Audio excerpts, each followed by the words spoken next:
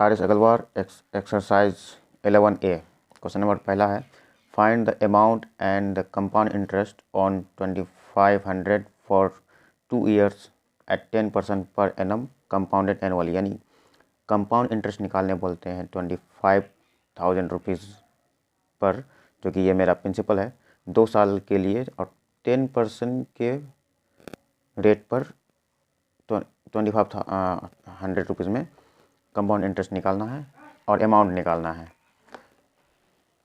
तो ये 25,000 इसमें ये जो क्वेश्चन में दिया हुआ 2500 ये प्रिंसिपल हुआ, और ये 2 years ये टाइम और 10% रेट। तो इसके इसी हिसाब से इस प्रिंसिपल पर हमको अमाउंट निकालना है। तो वो अमाउंट कितना होगा और फिर कंपाउंड इंटरेस्ट कितना होगा 10% के हिसाब से, तो वो हमको निकालना चाहिए। अब सॉल्व करते हैं इसको। तो हमको प्रिंसिपल दे रखा है 2500 रुपीज़ टाइम 2 years। उसके बाद रेट दे रखा है 10% पर एनम, और हमें पूछा है अमाउंट क्या होगा 2 साल बाद और कंपाउंड इंटरेस्ट क्या होगा। तो सबसे पहले हम कंपाउंड इंटरेस्ट निकालेंगे फर्स्ट ईयर का, CI for first year, CI for first year. वो मेरा हो जाएगा कि इस प्रिंसिपल का 10% निकालेंगे, 10% ऑफ 10% ऑफ इतना रुपीज़। तो रुपीज़ देने का ज़रूरत नहीं है यहाँ पर। तो 10 इज इक्वल टू 10/100 इंटू 2500, 2 0 से 2 0 कैंसिल, 25,000। ये कंपाउंड इंटरेस्ट हुआ 1 साल का, हमको 2 साल का निकालना है। तो ये जो कंपाउंड इंटरेस्ट होगा ये उस प्रिंसिपल पर ऐड हो जाएगा, तो वो मेरा बन जाएगा अमाउंट। तो अमाउंट हो जाएगा मेरा 2500 में ये कंपाउंड इंटरेस्ट ऐड कर दिए, तो ये 50 से ऐड हुआ तो 50 बना, ये 2 5 से 7 बना। तो ये जो रुपीज़ बना 1 साल का कंपाउंड इंटरेस्ट जब इस प्रिंसिपल पर ऐड किए, तो एक साल के बाद इतना अमाउंट मेरा हुआ 1 साल बाद इंटरेस्ट इसमें लगा। तो अब यही अमाउंट अगले 1 साल के लिए प्रिंसिपल का काम करेगा। तो प्रिंसिपल का जो काम करेगा अभी फ़िलहाल यही अमाउंट मेरा प्रिंसिपल काम करेगा, यानी प्रिंसिपल यानी 2750 रुपीज़। अब अगले साल का जो इंटरेस्ट निकालेंगे इसी को प्रिंसिपल मानते हुए हमको निकालना होगा। तो next CI is equal to इसी का 10% of 2750 is equal to 10/100 into 2750, 1212 is equal to 275 rupees. अब फाइनल ये 2 साल का दूसरे साल का ये कंपाउंड इंटरेस्ट हुआ, तो यही इंटरेस्ट इससे पहले जो भी प्रिंसिपल था इसमें ऐड कर देंगे। तो 2 साल के बाद जो मेरा अमाउंट होगा वो अमाउंट, तो अब मेरा अमाउंट हो जाएगा इस प्रिंसिपल पर 2750 के साथ ये ऐड हो जाएगा 275 इज इक्वल टू 50575 12, 2 और 7 9, कैरी 1 लगा के 10, कैरी 1 फिर है तो 2 और कैरी 1 3। ये मेरा अमाउंट हुआ, यानी इतना अगर हम किसी से प्रिंसिपल लेंगे 2 years के लिए लेंगे 10% के रेट पर, तो हमको जब 2 साल बाद 2 years बाद जो लौटाना होगा इंटरेस्ट मिलाकर, इतने रुपए हमें देने होंगे। तो ये इंटरेस्ट मिलाकर है, कंपाउंड इंटरेस्ट मिलाकर, उस प्रिंसिपल में कंपाउंड इंटरेस्ट जो 10% के हिसाब से मिलाएगा 2 साल के लिए, तो वो ये हमें दोबारा लौटाना होगा जिससे हम राशि लिए हैं। तो टोटल हमको इंटरेस्ट कितना लगा, तो हम जितना लिए थे उससे उतना इसमें से अगर माइनस कर देंगे तो जितना एक्स्ट्रा लगा वही ना इंटरेस्ट होता है। तो इतना में हम प्रिंसिपल को माइनस कर देंगे। तो मेरा फाइनल यानी टोटल कंपाउंड इंटरेस्ट जो लगा वो हमको तब पता लगा जब हम करेंगे जो टोटल अमाउंट में हम प्रिंसिपल माइनस करेंगे। तो टोटल अमाउंट मेरा निकला है 3025 माइनस, और एक प्रिंसिपल तो हम लिए थे 2500, 25 में 00 गया 25, 30 में 25 गया 5। हाँ, ये आंसर हुआ और एक ये आंसर हुआ। तो अमाउंट ये हुआ और कंपाउंड इंटरेस्ट टोटल ये हुआ। नेक्स्ट क्वेश्चन सॉल्व कर लेते हैं। तो अगला क्वेश्चन है, find the amount and the compound interest on 15,625 for 3 years at 12% per annum compounded annually. यानी यहाँ पर ये जो क्वेश्चन है, अमाउंट निकालने बोला और कंपाउंड इंटरेस्ट निकालने बोला इतने रुपए पर ऑन 15,625 रुपीज़। यानी ये जो हुआ मेरा प्रिंसिपल हुआ, इस प्रिंसिपल पर 3 साल के लिए 12% रेट पर कंपाउंड और कंपाउंड इंटरेस्ट के हिसाब से इस पर अमाउंट निकालना है और वो कंपाउंड इंटरेस्ट कितना लगेगा वो भी निकालना है। तो ये मेरा प्रिंसिपल हुआ और टाइम दे रखा 3 ईयर्स और रेट 12%। इसको हम जल्दी से बना लेते हैं। तो प्रिंसिपल जो दिया है 15,625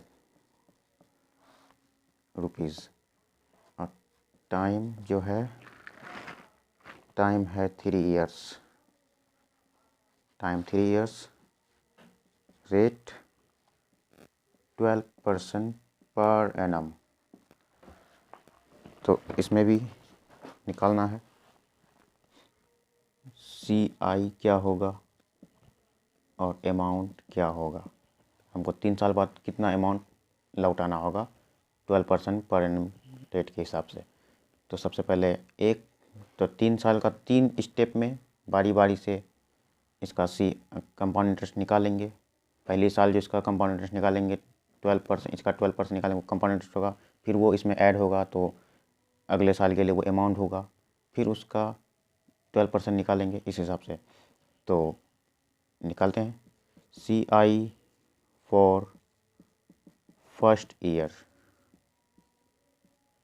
is equal to 12% of 15,625 is equal to 12/100 into 15625।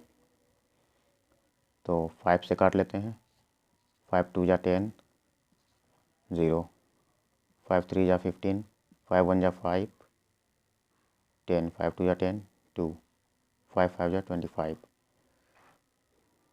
अब 5 से फिर कटेगा, 5 4 जा 20, 5 6 जा 31, तो 5 2 जा 10, 2 25, 5 5 जा 25, 4 3 जा 12, 4 1 जा 4, 3 5 जा 15, 3 2 जा 6, कैरी 1 7, 3 6 जा 18।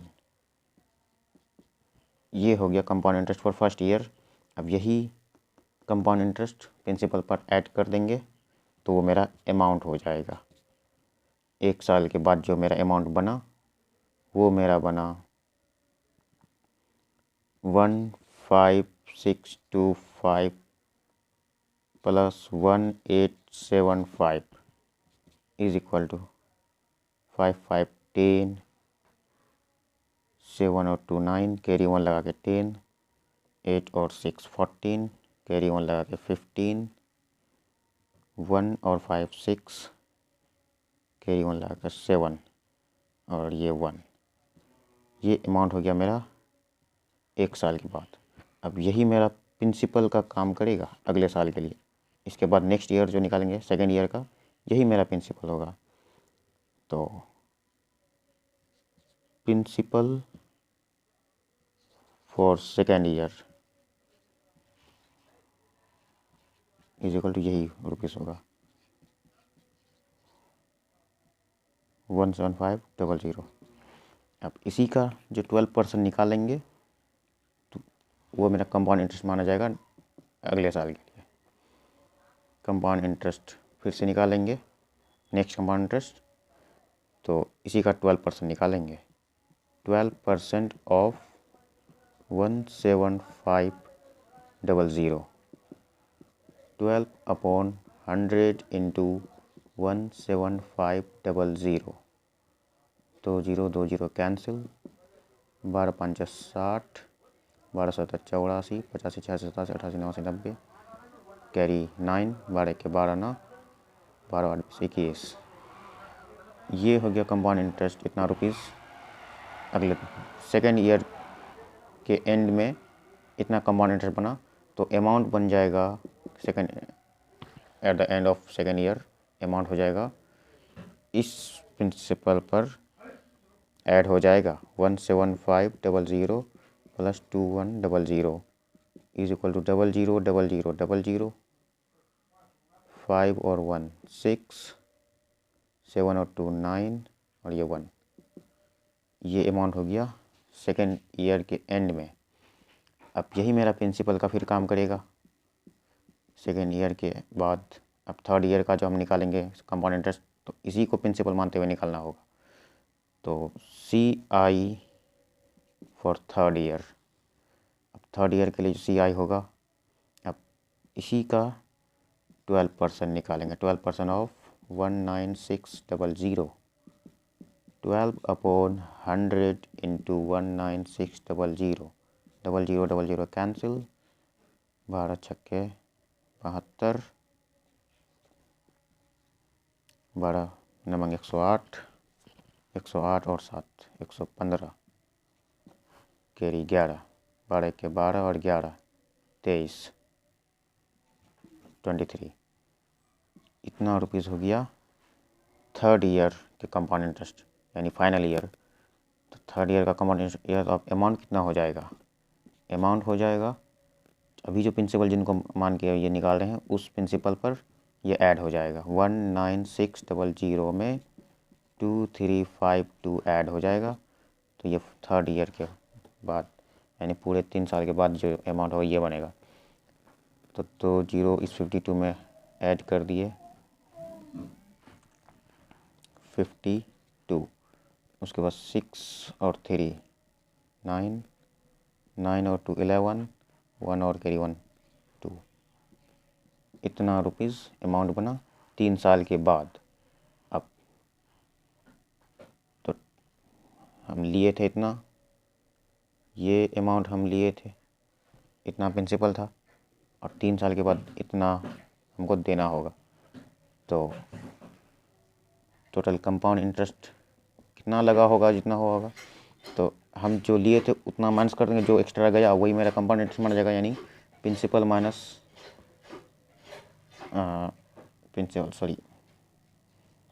Amount minus principal. अमाउंट ये हुआ 21952 माइनस प्रिंसिपल है 15625।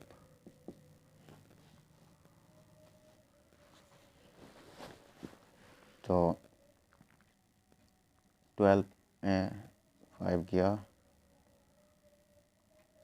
7, ये 4 में 2 गया 2, 9 में 6 माइनस किए 3,